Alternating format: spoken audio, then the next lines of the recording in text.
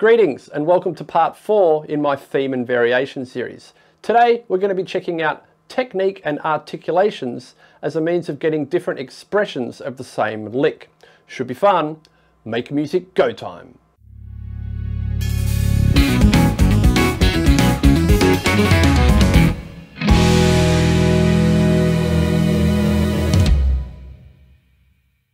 Okay, so let's just get stuck into it. We're talking about technique and articulations. So on the guitar, I'm thinking about things like slides, bends, legato, even tapping, all sorts of bits and pieces to try and get the most out of these notes.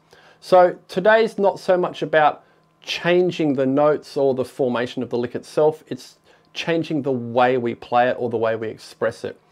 This one, to me, out of all the others, is one of the best ones to think about because this is really going to make your playing unique. You're going to create a voice because these little expressive techniques and articulations, that's what makes you sound like you. These ones are great. They're super unique, really worth working on. So some simple ones to start with would be maybe some legato. So rather than picking every note, if I just do some legato, now this lick has one nice spot I can do it.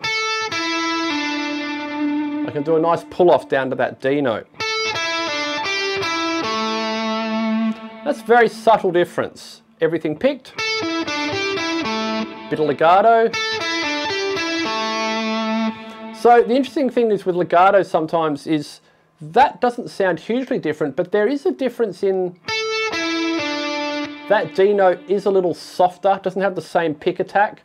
So what legato could do is it can actually pop out little accents within your lick. So that D note is not going to have as much emphasis. The notes surrounding it that I pick, the E and the G, they'll probably stick out a bit more.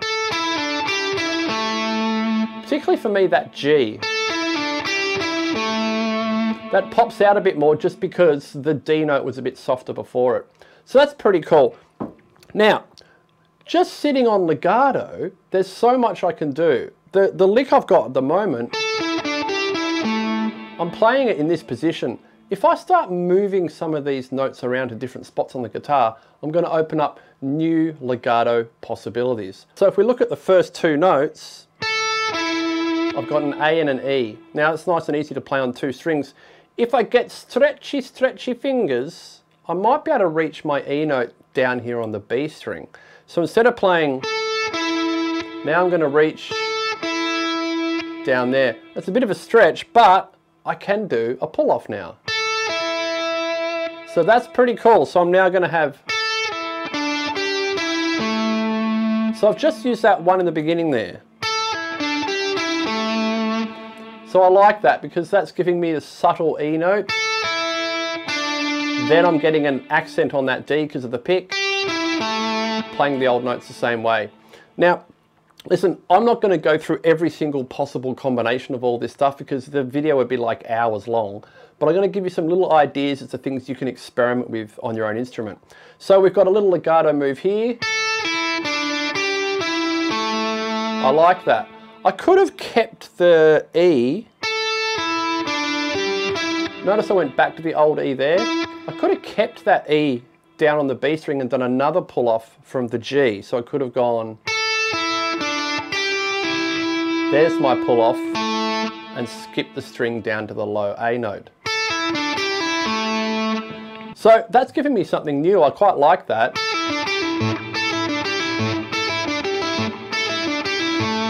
Again, for me, the legato thing, it's really giving me accents. So now I'm actually hearing, it's almost like giving me more of a solid 3 phrase. 1, 2, 3, 1, 2, 3. Because that first note I pick of the legato sticks out a bit. Subtle, but just the difference to me is actually worth investigating. So I'll just compare the two so far. Here's my original lick. I'm picking everything, which is great, but the legato version gives me a little bit more of a like a dynamic wave to it. It's like loud notes and soft notes.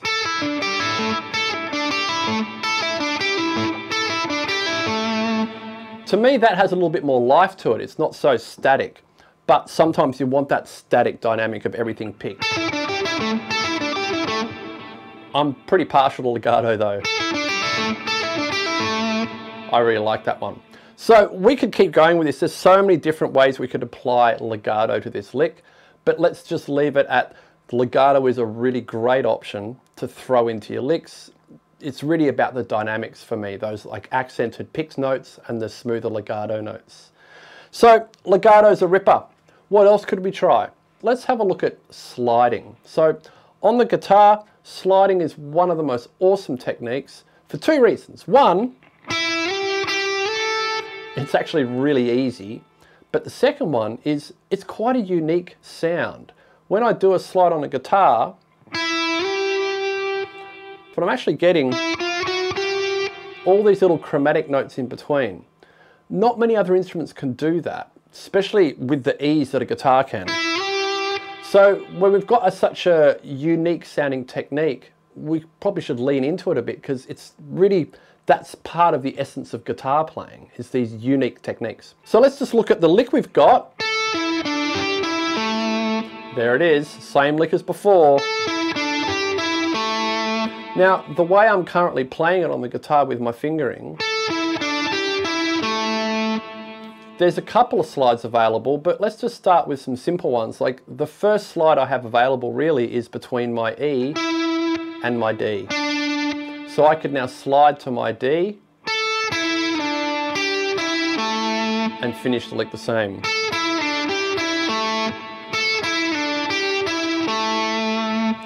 Really, really cool. So that's a simple but subtle difference. Now, there are other kinds of slides I can do. I can do what's called grace slides.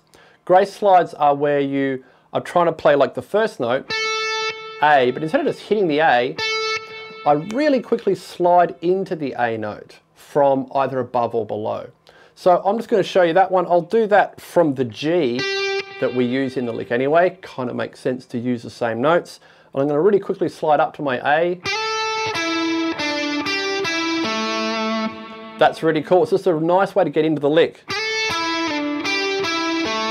And in conjunction with that slide down, this lick's already sounding more unique and interesting.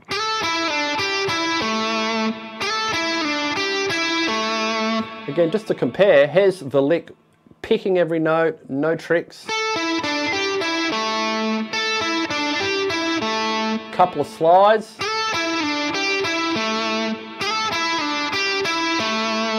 I don't know about you, but like that's way more interesting to me, yeah? It's the same notes, but the color and the expression is really different. Let's just do a couple more and then we'll see what we got. So we've got this grace slide, slide down to D. All right, so I could do some more grace slides into some of these last notes. Like I could maybe just slide into my final note. It's quite a nice way to end a lick. So maybe I'm approaching the A, I might come from a low G and slide up to that last note. So now I can get, yeah, that slide at the end has a real like finality to it. It caps the phrase quite nicely for me. Yeah, that's cool. Yeah, I like that one. So the grace slides are great. You could do them from, instead of below the A, I could come from above it, maybe from like a C. Quite a big slide down to that last note. Yeah, that's cool. Yeah, great. So, okay, I could do grace slides on any of these notes, some of them, none of them. I mean, I could do all of them, but that's overkill. I could try going...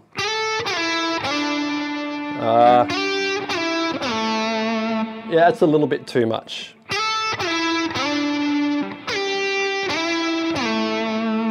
So, still on the sliding thing, this first two notes is an A down to an E, that's a fourth. But if I was to move, say, my E note over to the 5th fret on the B string, suddenly I can slide from my first note to my second note, which I didn't have before. I couldn't do that here. Oops. There. But now I've got a big slide of a fourth to begin my lick. So now I could do that. Yeah, I like that one. So there I moved it again. I moved the G that time. I went right up to here, 12th fret on the G string, back down to my E and home. That's pretty big slides. That's awesome. So I've got a nice balance of, long slides and single notes. So sliding, so many options. All I've got to do is just move notes around the guitar and I can get more options. I could go absolutely crazy on this and I could move all of these notes onto one string. I'm gonna have to, span a lot of distance or cover a lot of distance on the guitar, but it is doable.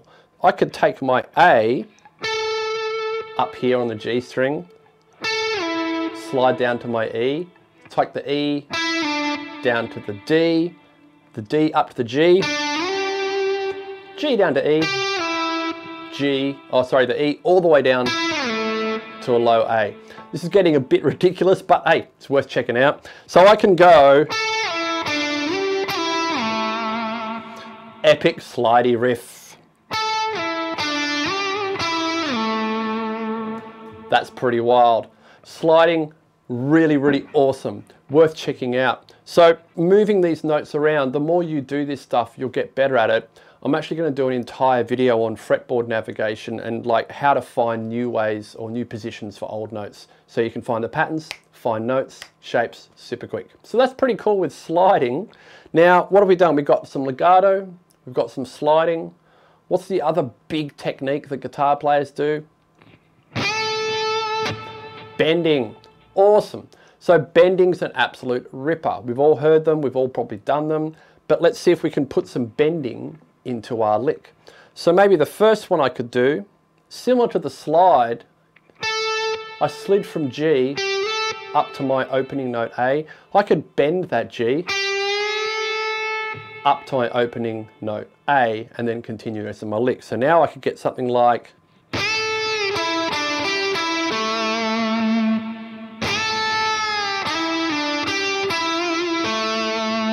throwing a couple of slides in as well as the bending, getting a little ahead of myself. That's awesome. So bending, notice how I did a slow release on that bend? That's really cool, it gives a bit of flavor.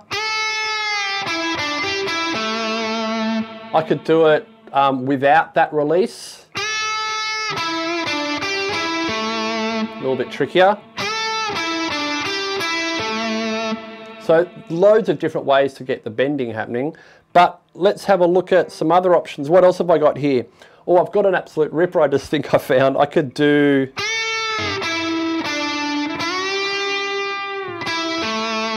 nice big 1.5 bend up to my G. So from E,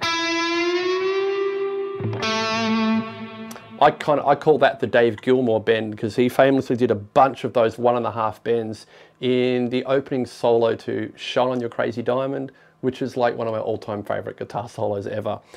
But I digress. We could try that. They're tough. Yeah, cool. So I'm getting that real bendy flavor.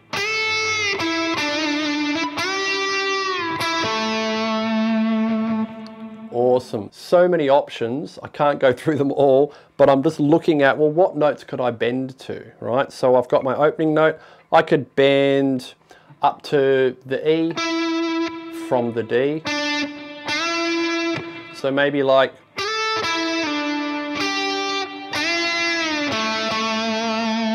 that's pretty cool. Lovely. All right, so there is loads and loads of options. There's ones that just go straight to your target note and stay there. There's ones where you hear a return. They're pretty awesome. There's straight bends where you don't actually make the note travel up to the target. You just bend the note before you hit it. Hope you're in tune. Hope you picked the right string. They're really tough because you've got to know the tension and how far to push a string before you play it. They're really cool because you can get just a descent. Yeah, they're really, really cool. So we got quite a bit of bending going on there. What have we got so far? We got legato, slides, and bends. What else is there? Well, there's one I've been doing the whole time because I just kind of do it at the end of a phrase naturally, and that is the old vibrato. Super cool. I've always thought of vibrato as like the fingerprint of a musician. It's like a unique identifier. I think every musician has a slightly different vibrato. You've got so many parameters to work with. You've got the speed, the depth of the vibrato. So it's definitely worth really practicing your vibrato and also just practicing changing those parameters. Can I get a vibrato at the end that's really slow and shallow? So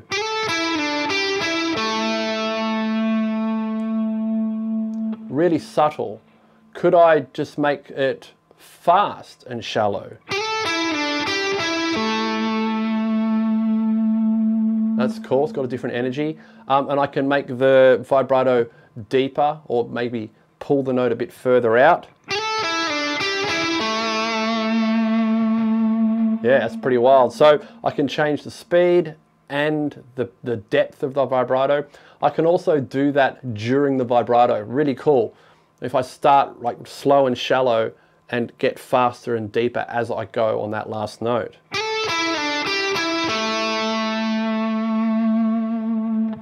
Awesome, super expressive. Work on your vibrato. That's pretty good so far. What else have we got? I mean, there are other fancy things, like you could get into tapping. You could tap some of the notes from this lick. That would again require you maybe moving notes around, but it's totally doable. What could I do? I could use my A note up here. My E and my D are still there. So I could do a little legato down to those guys. The G, I could tap that down to my E, and I could just do like a hammer on from nowhere onto that last note. Yeah, that's better. So that's not bad. I also could have tapped that last note down here. That's the same A note, just on the A string. That's kind of cool. That's not too bad. Really, let's just remember what we're trying to do here is we're just trying to get the most out of this lick. So if I just leave it, there's nothing wrong with that, but I think you'd agree, some of these just have a lot more life to them. So I can play my lick, throw in some slides, some bends, some legato, and I can start combining all of those together. So I could have one that has a little bit of everything. I could have maybe a slide, and then I could do that wild Gilmore bend, back to my E, and a big slide to my A down here on the G string. That's not bad. Yeah, that's really cool. A little bit of vibrato on the end. Pretty cool. So that's just a little bit of an idea. Definitely want you to start thinking about how can I play the notes? How could I represent them differently on my instrument? The guitar has all of these options. Whatever instrument you're playing, you will find there are different articulations and techniques that make the notes sound different. So for example, if I happen to be playing bass, I could do some bass specific techniques. A lot of those techniques are the same on both instruments, like sliding and legato are the same. I can do all that sliding stuff, which is super cool. I can do legato.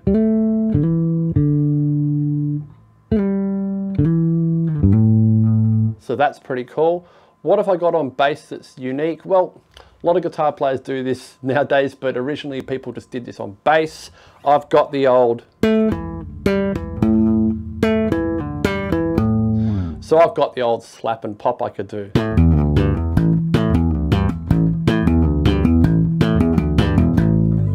So there's like a bassy thing I could do. What else have I got on bass? Well, I've got the classical beat. I've got fingers or bass with a pick. Tonally different, worth exploring. So there are loads of different options. If you're on an instrument that isn't guitar or bass, it's going to be up to you to check out what are the different techniques and articulations you can apply to your licks to get the most out of them. Anyway, I hope that was helpful and informative, stuff to get the creative juices flowing. So I think that's the final episode in this series. I'm going to do one more video at the end, hopefully trying to culminate everything I've been talking about over the last 4 videos. And I'm going to try and knock together a little improvisation where I will play the lick, but I'm going to just try and do an entire improvisation based purely on what we've talked about in the last 4 episodes. So I'm going to be doing rhythmic variation, I'm going to be doing melodic sequencing, retrogrades, inversions, I'm going to be changing the harmony underneath the lick, and I'm definitely going to be throwing some techniques and articulations in because they're basically my favorite thing. So until next time, take care.